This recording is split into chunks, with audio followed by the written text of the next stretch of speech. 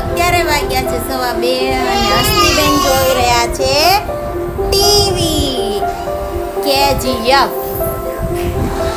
અમારે સારાંશભાઈ જો રમે છે.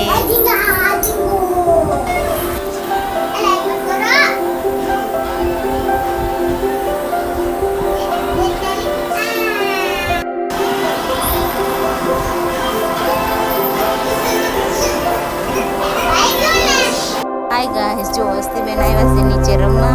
તે તેની ફ્રેન્ડને રમવા બોલાવા ગઈ હતી પણ એ ન આવી એટલે હસ્તીબેનનો મૂડ નથી. ગાઈસ, તો સાંજની રસોઈ છે પનીરનું શાક, સલાડ, રોટલી ને મંચુરિયન રાઈસ. તો